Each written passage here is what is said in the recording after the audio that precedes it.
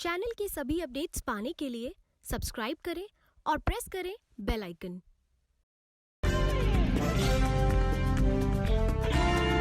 नमस्कार, आप देख रहे हैं इंडिया टाइम 24 न्यूज़। आपके साथ मैं हूं प्रवीण और आज सुनिए नेताजी के इस कार्यक्रम में हमारे साथ मौजूद हैं पश्चिमी दिल्ली के सांसद और दिल्ली के पूर्व सीएम साहिब सिंह वर्मा के पुत्र प्रवेश वर्मा जी। बहुत बहुत स्वागत है सर। पहला सवाल सर मेरा ये है, देश में चुनावी मौसम चल रहा है, क्या कहता है आपका रुझान? क्या वही लहर जो 2014 में चली थी, ऐतिहासिक जीत जो भारतीय जनता पार्टी को मिली थी, एक बार फिर मिलने वाली है? देखिए, मैं तो उससे ज़्यादा माहौल देख रहा हूँ, क्योंकि जितने भी लोगों से मिलो, बात करो, गांव में, शहर में, युवाओं में, तो हर आदमी मोदी जी के कामों से इतना प्रभावित है। जिस तरीके से 5 साल उन्होंने देश को एक सुरक्षा का माहौल दिया, तो आज हर व्यक्ति अपने आप को सुरक्षित महसूस करता है। हर व्यक्ति ये सोचता है कि हमारा पूरे विश्व में मान सम्मान बढ़ा है। हर व्यक्ति ये सोचता है कि मोदी जी ने 5 साल अपनी सरकार को गरीबों के लिए, किसानों के लिए समर्पित किया, और ऐसा कोई भी तबका नहीं है, ऐसा कोई भी क्षेत्र नहीं है जहाँ पर हमने विकास के मील के पत्थर ना स्थापित किए हों। तो बहुत अच्छा मैं रुझान देखता हूँ। अगर मैं दिल्ली की बात करूँ तो निश्चित ही हम पिछली बार 7 सीटें जीते थे। इस बार भी मैं आपको 100% कह सकता हूँ कि हम भारतीय जनता पार्टी 7 सीटें जीतने जा रही हैं और अच्छे बहुमत से जीतेंगी। प्रवेश जी, यहाँ के जो पूर्व सांसद थे महाबल मिश्रा, उनसे भी हमारी कई बार बात हुई है। वो हर बार एक ही बात कहते हैं कि सारा काम मैंने किया, प्रवेश वर्मा ने सिर्फ रिबन काट के नाम कमाया है। इस पर क्या जवाब देंगे उनको? वो मैंने जो अभी अपने 5 साल के कामों का एक मैंने पत्रिका छपवाई है, मैंने उसमें एक भी काम ऐसा नहीं डाला जिसका शिलान्यास या जिसका फंड या जिसका योजना मेरे से पहले के सांसद ने की थी और जिसका मैंने फीता काटा। एक भी काम मैंने ऐसा नहीं डाला। वो मुझे एक भी काम ऐसा वो अपना साबित करके दिखा दे तो कुछ उनके काम होंगे, मगर वो मैंने अपने कामों की सूची में डाले ही नहीं। अभी हाल ही मैंने में वही काम डाले हैं जिन कामों की सोच मेरी थी, जिन कामों को मैं शुरू से उसका पैसा मंजूर कराना, उसका शिलान्यास करना, सारी उसकी परमिशन लेनी, मैंने केवल वही काम डाले। मैं दूसरा कोई काम मैंने ऐसा डाला नहीं। प्रवेश जी, लोकसभा चुनाव के मद्देनज़र हम कुछ मुस्लिम बहुल इलाके में घूम रहे थे, तो उनका ये कहना है कि एक तो प्रवेश वर्मा जो है मुस्लिम रिलेटेड कमेंट्स करते हैं, इस बात को लेकर आपसे बहुत नाराज़ हैं। और दूसरा, उनके इलाके में वो कह रहे हैं कि भी आप गए नहीं, कभी सुध नहीं ली है। इस बारे में क्या? उनका इलाका कौन सा है? पॉकेट 8 में हम गए थे, पश्चिमी दिल्ली में, द्वारका विधानसभा में जो आता है। वहाँ के लोग भी कह रहे हैं कि आज तक आए नहीं हमारे सांसद हमारे पास। मुस्लिमों का कोई ऐसा इलाका नहीं है। मुस्लिम वहाँ पे पश्चिमी दिल्ली में रहते होंगे, मगर मुस्लिमों का कोई ऐसा इलाका है ऐसा कुछ नहीं है। और जहाँ पर भी वो रहते हैं उनकी समस्या जो भी होती होंगी, और वो लोग मेरे पास में आते भी नहीं हैं। मेरे को उन्होंने कभी अपनी समस्याएं बताई नहीं हैं, तो जब वो बताएंगे तो देखेंगे। पिछले दिनों आपके कुछ कमेंट्स आए थे, विकास नगर की बात करें कि आपने एमएलए के लिए मीडिया रिपोर्ट्स के अनुसार, हम नहीं कह रहे हैं, ये मीडिया रिपोर्ट्स के अनुसार एमएलए पर टिप्पणी की थी, आपने पूर्व सांसद पर टिप्पणी की थी, अभद्र भाषा का इस्तेमाल किया था, साथ ही मुस्लिम को लेकर आपके कमेंट्स आए। तो आपको लगता है कि मुस्लिम वोट बैंक कहीं ना कहीं आपसे नाराज़ होगा और इन कमेंट्स की वजह से कुछ फ़र्क पड़ने वाला है? मुस्लिम वोट बैंक मेरे से कभी खुशी नहीं था, तो कोई मन नाराज़ होने का मतलब ही नहीं है। और दूसरा, ये आपकी जानकारी बिल्कुल गलत है। जो भी आपने मीडिया रिपोर्ट देखी, एक बार आप उसको दोबारा से जांच करो, वो पूरे अपने वीडियो को देखो। मैंने अपने जो भी मैंने विकास नगर में कहा, मैंने पूर्व सांसद के बारे में कुछ गलत नहीं कहा, मैंने वहाँ के एमएलए के बारे में कुछ गलत नहीं कहा। अगर मैंने कुछ गलत कहा तो जो स्थानीय निगम पार्षद है अशोक सैनी, उसके बारे में कहा था, क्योंकि वो जनता से सारी रिकॉर्डिंग उसकी हुई है। वो जनता से एक व्यक्ति से 11,000 रुपया उसकी बहन की शादी के लिए अवैध रूप से एक पार्क की बुकिंग के नाम पे ले रहा था, उसके बारे में मैंने गलत कहा। बाकी मैंने वहाँ के पूर्व सांसद या वहाँ के विधायक का कोई नाम मेरा नहीं लिया। प्रश्न ये था, लाखों करोड़ लोगों ने इसको देखा, क्या इससे फ़र्क पड़ने वाला है इन समीकरण में? देखिए, वहाँ के निगम पार्षद के बारे में मैंने कुछ गलत कहा, तो मैं तो कह रहा हूँ मैंने गलत कहा, और क्योंकि उसने गलत काम किया तो मैं तो चाहता हूँ उसको, हमने वहाँ पे अपना पुलिस में कंप्लेंट भी दर्ज हुई है और उसको अपना जेल में भी जाना चाहिए। बाकी जितने लाखों करोड़ों ने जो भी देखा होगा, जब उनको क्यों मैंने ऐसा कहा, अगर ये भी आप लोग दिखाएंगे तो शायद वो ये कहेंगे कि मैंने ठीक कहा। आम आदमी पार्टी दिल्ली में जिसकी सरकार है, लगातार जो है पूर्ण राज्य के दर्जे की मांग को उठा रहे हैं और कह रहे हैं कि हमें पूर्ण राज्य का दर्जा मिले तो हम और पावर मिलेंगी और महिला और सुरक्षित होंगी। इस पर क्या सोचते हैं आप? वो अरविंद केजरीवाल जी को कोई मुंगेरी लाल कहे या कोई कुछ भी कहे, वो अभी इन सारी बातों से ऊपर उठ चुके हैं। उनके बारे में कोई शब्द ही नहीं बना कि वो कितना झूठ बोलते हैं, कितना ख़राब उनकी सोच है, कितना वो जनता को गुमराह करते हैं। उन्होंने एक बहुत ही गोल्डन मोमेंट को अपने हाथों से निकाल दिया। उनको 67 सीटें दिल्ली की जनता ने जिताई थी, बहुत भारी बहुमत से जिताई थी। पहले दिन से अगर उनका इच्छा होती कि मैं कुछ काम करूं, अच्छा काम करूं, करना चाहूं, तो वो ज़रूर बहुत सारे काम कर सकते थे। हमारी दिल्ली में 1993 से लेकर 1998 तक की सरकार थी। हमने इतने काम किए, वहाँ पे यूनिवर्सिटी बनी, कॉलेज बने, स्टेडियम बने, गांव का विकास हुआ, कॉलोनियों में विकास हुआ, इतने काम हुए जो 20 साल में नहीं हुए, क्योंकि वो काम करना चाहते थे। मेरे पिताजी मुख्यमंत्री रहे, मदन लाल खुराना जी मुख्यमंत्री रहे, वो काम करना चाहते थे तो काम हुए, वो राजनीति नहीं करते थे। लेकिन अब आम आदमी पार्टी वाले कह रहे हैं कि केंद्र काम नहीं करने दे रहा है। मैं वही कह रहा हूँ कि अगर कोई व्यक्ति काम करना चाहे तो उसको सब काम करने देंगे। उसकी केवल राजनीति करने की मन हो तो उसको कोई काम नहीं करने देगा। वो जितने आरोप ये लगाते हैं, केंद्र नहीं काम करने दे रही, एलजी नहीं काम करने दे रहे, वो एक भी सबूत उन्होंने आज तक कोई कागज़ नहीं दिखाया जिसमें उन्होंने सारी प्रक्रिया को पूरा करके एलजी जी के पास भेजा हो, तब एलजी साहब ने उनको मना किया हो। अगर वो अधूरे कागजों को बिना साइन किए, बिना कैबिनेट में पास किए, बिना विधानसभा में पास किए, उनके अपने पास तो कोई मंत्रालय है नहीं, इतने धूर्त हमारे मुख्यमंत्री हैं। अगर ऐसा देश में कोई मुख्यमंत्री नहीं रहा होगा आज़ादी के बाद जिनके पास में 10-15 मंत्रालय ना हो। ये ऐसे मुख्यमंत्री हैं पहले कि इनको पता था कि मैं भ्रष्टाचार करूंगा, मेरे को मंत्रियों को हटाना पड़ेगा, भ्रष्टाचार के आरोप लगेंगे, तो मेरे ऊपर कोई आरोप ना लगे। अपने ऊपर तो कोई डिपार्टमेंट नहीं लिया और अपने मंत्रियों से फाइल उल्टी सीधी भिजवाते रहते हैं। और अगर उल्टी सीधी फाइल जाएगी, बिना प्रक्रिया के जाएगी, तो कोई भी साइन नहीं करेगा। तो ये सब बेकार की बातें हैं। मैंने दिल्ली के मुख्यमंत्री को कई बार मैंने पत्र लिखा, उनको कहा, फ़ोन पे बात करने की कोशिश करी, आज तक हुई नहीं।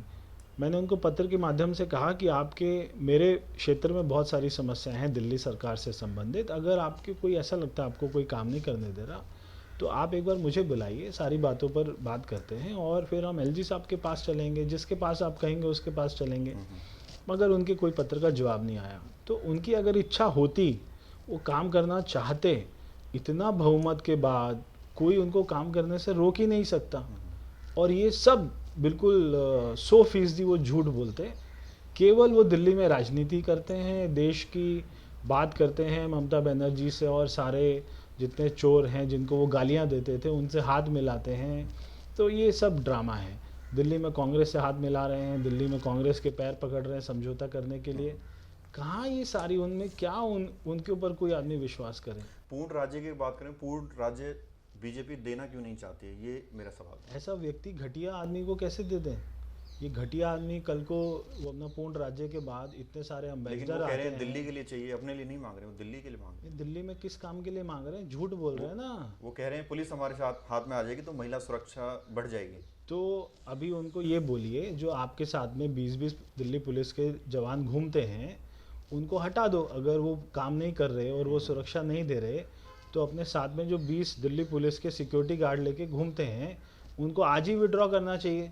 तो उनको 1 घंटे में समझ आ जाएगी कि वो अपना कितने सुरक्षित हैं। दिल्ली पुलिस के गार्ड उनके साथ हैं, इसलिए जनता उन्हें थप्पड़ नहीं मार पाड़ी।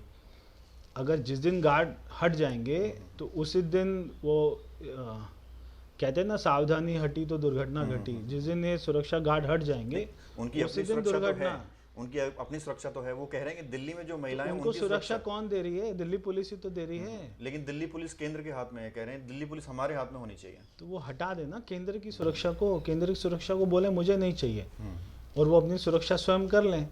और दिल्ली की जनता अगर उनको प्यार इतना करती है तो वो उनको माला पहनाएगी। तो वो क्यों, उन्होंने सुरक्षा क्यों रखी है? क्योंकि उन्हें डरता है मैंने काम नहीं किया, मुझे दिल्ली की जनता पीटेगी पकड़ के, इसलिए तो वो अपना सुरक्षा लेके वो ये बैठे भी हुए कहते हैं सुरक्षा जबरदस्ती दी हुई है, मैंने तो मांगी नहीं है। चलिए अब ये तो सब बेकार की बातें। अगर मेरे को कोई किसी को ज़बरदस्ती सुरक्षा नहीं दे सकता तो कोई आदमी आज वो एक पत्र लिखे भारत सरकार को, दिल्ली पुलिस के कमिश्नर को कि मुझे सुरक्षा की आवश्यकता नहीं है, तो मैं आपको विश्वास दिलाता हूँ उनकी सुरक्षा एक दिन में हट जाएगी। बिल्कुल। प्रवेश जी, राष्ट्रीय राजनीति से संबंधित मैं सवाल करना चाहूँगा। ये जो बयानबाजी चल रही है, बयानबाजी योगी आदित्यनाथ ने भी बयानबाजी दी मुस्लिम को लेकर, उनके ऊपर चुनाव आयोग ने एक्शन भी लिया, प्रचार पर रोक लगा दी, और आजम खान का भी मामला था। तो ओवरऑल अगर बात करें तो इस तरह की बयानबाजी राजनीति में क्या शोभा देती है? नहीं होना चाहिए, क्योंकि अब हम 21वीं शताब्दी की ओर आगे बढ़ रहे हैं। हमारे देश में 35% युवा हैं, सारे पढ़े लिखे हैं, सब अच्छी राजनीति चाहते हैं और ये हमारी जिम्मेदारी है कि हम आने वाली पीढ़ी को एक अच्छी राजनीति दें। और ऐसी बयानबाजी समाज को बांटने वाली और ये सब नहीं होनी चाहिए। तो मैं इससे अपना वाकिफ़ नहीं रखता हूँ। पार्टी को आपने रिकमेंड किया, मैसेज किया पार्टी में कि इस तरह की बयानबाजी से दूर रहें? जिस तरह से योगी आदित्यनाथ के बयान आए, प्रज्ञा ठाकुर का बयान आए, तो आपने सजेस्ट किया कि बहुत पार्टी ही छोटा कार्य करता हूँ। मेरे से बहुत बड़े बड़े पार्टी में हमारे नेता हैं, हमारे लीडर हैं, वो मुझसे ज़्यादा समझते हैं, तो वो इन बातों की तरफ में ज़रूर चिंता करते हैं। हमारे प्रधानमंत्री जी ने कई बार कहा है कि जो अपना बेकार की बयानबाजी है उससे बचना चाहिए, और लगातार हमारे नेता इन बातों को बहुत ही गंभीरता से लेते हैं और इन पर अपना हिदायतें देते रहते हैं। एक और सवाल मैं करना चाहूँगा। राष्ट्रीय अध्यक्ष जो हैं कांग्रेस के राहुल गांधी, वो लगातार ये मुद्दा हर जगह उठाते हैं कि राफेल को लेकर, और उसके बाद सबूत मांगते हैं कई चीज़ों के, उसके बाद 2 करोड़ नौकरियां नहीं मिली। ये वो सीधे शब्दों में वो कहते हैं कि जो मोदी ने 2014 में मैनिफेस्टो अपना दिया था, उनके कई सारे वादे थे जो अभी तक पूरे नहीं हुए। इस पर क्या कहेंगे, क्या मानना है आपका? देखिए, राहुल गांधी 5 साल में बिल्कुल जो ना बेरोजगार हो गए हैं, उनको हम नई नौकरी दे पाए। बिल्कुल मैं इस बात से इस बात का समर्थन करता हूँ, और उनको आने वाले बहुत सारे सालों तक अपना नौकरी नहीं मिल पाएगी। देश के युवाओं की नौकरी की बात कर रहे हैं, अपनी नहीं कर रहे। देश के युवा बहुत वो जो ना अच्छी दिशा में आगे बढ़ रहे हैं। स्टार्टअप इंडिया में, स्टैंड अप इंडिया में, मुद्रा बैंक में बहुत सारी ऐसी स्कीम हैं जो उनको नौकरी का मतलब होता है। आजकल के लोग, आप और जो और लोग हैं, वो ये समझते हैं कि सरकारी नौकरियां ही नौकरियां होती हैं। वो लोग ये नहीं समझते कि अगर किसी को कोई अपना धंधा, कोई अपना रोजगार अपना पैदा कर पा रहा है तो वो भी एक अपने पैरों पर खड़ा है, वो भी एक प्रकार की नौकरी है। तो हमने तो ऐसे करोड़ों युवाओं को तैयार किया जिन्होंने आगे 5-5, 10-10 लोगों को नौकरियां दी हैं। तो ये सब इनकी बेकार की बातें हैं। कांग्रेस जॉब के सभी क्रिएटर्स को लोग, तैयार किया आपने जी। ये सब आंकड़े बताते हैं, ये कोई हम नहीं बोल रहे, आंकड़े बताते हैं। मेरे क्षेत्र में 20-20 कौशल विकास केंद्र वहाँ पे चल रहे हैं, जिनमें से पिछले 5 साल में लगभग 30-35 हज़ार बच्चों को वहाँ पे ट्रेनिंग मिली है। तो कोई आज अपनी मोबाइल ठीक कर रहा है, कोई अपना ब्यूटी पार्लर का बेटी अपना दुकान खोल के बैठी है, कोई अपना सिलाई कर रही है। तो ये सारे तो जॉब में काम कर रहे हैं, अच्छा पैसा कमा रहे हैं। और साथ में विपक्ष ये भी कहता रहा है कि जो पुलवामा के बाद बालाकोट में हमला हुआ, 250 लोगों के मारे जाने की खबर पाकिस्तान के जो आतंकवादी रहे हैं, तो ये 250 का आंकड़ा आया कहाँ से? राहुल गांधी हमेशा ये सवाल पूछते हैं और इसका जवाब भी जो है आलाकमान ने दिया है। आपका क्या मानना है इसमें? देखिए, कांग्रेस, क्योंकि विपक्ष का काम है सबूत मांगना, विपक्ष का काम है क्रिटिसिज्म करना, तो वो तो अपनी जगह ठीक है। आप क्या मानते हैं इसमें? मैंने बहुत अच्छा एक जो है व्हाट्सएप पे बड़ा अच्छा जोक आया था कि जब ये वहाँ पे एयर स्ट्राइक हुई थी तो उसी रात को ही सुबह अर्ली मॉर्निंग में एक बहुत अच्छा जोक आया था कि अभी जो हमारा विमान है, एयरफोर्स के जो विमान हैं, उनके इंजन अभी गर्म हैं। अगर किसी को मालूम करना है तो वो उसके ऊपर में बैठ के अभी देख लें। तो ये सब मैं समझता हूँ हमारी सिक्योरिटी फोर्सेस के ऊपर में सवाल खड़ा करना ये कांग्रेस की हमेशा से आदत रही है। इस देश को कमज़ोर करना, ऐसी बात बोलना जिससे दुश्मन हमारा खुश हो, ऐसी बात हमेशा कांग्रेस बोलती है। तो ऐसी बात नहीं बोलनी चाहिए जिससे दुश्मन खुश हो। ऐसी बात बोलें जिसमें हमारे देश के सेना के जवान खुश हों, ऐसी बातों को बोलना चाहिए। हाँ, 5 साल में कई राज्यों में और भी चुनाव हुए। राजस्थान की बात करें, मध्य प्रदेश की बात करें, मिजोरम की बात करें, पंजाब की बात करें, तो वहाँ पे बीजेपी उस तरह की जीत हासिल नहीं कर पाई। इसकी क्या वजह मानते हैं? क्या इसका मेन रीज़न हो सकता है और बीजेपी को कहाँ काम करने की ज़रूरत है? देखिए, राजस्थान में, मध्य प्रदेश में, छत्तीसगढ़ में 15-15, 20-20 सालों से सरकारें चल रही थी और ये हम देखते आए हैं देश की 70 साल की राजनीति में।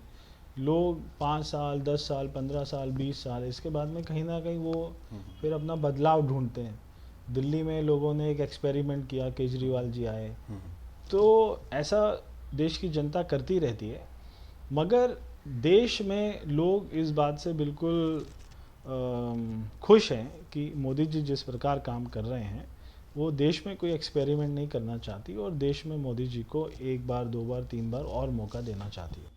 चलिए एक बार और आपकी लोकसभा पे वापस आ जाते हैं। एक आखिरी सवाल मेरा है, आप क्या संदेश देना चाहेंगे हमारे दर्शकों को जब वो मतदाता के तौर पर वोटिंग लाइन में लगें? क्या मुद्दे उन्हें दिमाग में रखने चाहिए? क्या चीज़ दिमाग में रख के उन्हें वोट देना चाहिए? देखिए, मैं सबसे पहले तो अपने क्षेत्र के मतदाताओं को ये मेरी विनती है कि 12 मई को दिल्ली में वोटिंग होना है और उस समय हो सकता है गर्मी बहुत ज़्यादा हो, आप लोगों को अपने घर से निकलना पड़ेगा। और जो लोग द्वारका में, जनकपुरी, रजौरी गार्डन, विकासपुरी में रहते हैं, उनको अपने एसी को छोड़ना पड़ेगा और उनको देश की एकता के लिए, ताकत के लिए, उनको एकजुटता के लिए उनको अपने घर से निकलकर वोट करना पड़ेगा। मेरी आपसे विनती है, क्योंकि हम भारत की राजधानी में रहते हैं, तो हम राजधानी में रहते हैं तो हमारी जिम्मेदारी और भी बढ़ती है कि जो हम करेंगे वो पूरे देश में मैसेज जाता है। तो हम क्यों ना उत्तर प्रदेश से, क्यों ना राजस्थान, हरियाणा, पंजाब से सबसे ज़्यादा वोटिंग करके दिखाएं और इस बार एक ऐसा रिकॉर्ड बनाएं और हम दिखाएं कि हम देश के सबसे जागरूक लोग हैं और हम सबसे ज़्यादा वोटिंग में विश्वास रखते हैं। और मैं आपसे विनती करूंगा, एक मजबूत, ना कि मजबूर प्रधानमंत्री को चुनें। एक मजबूत प्रधानमंत्री को चुनें जिन्होंने हमारे देश में 1 रुपये का 5 साल में घोटाला नहीं हुआ, 1 रुपये का करप्शन नहीं हुआ, भ्रष्टाचार नहीं हुआ, कोई किसी की दलाली में नहीं कोई पैसा गया।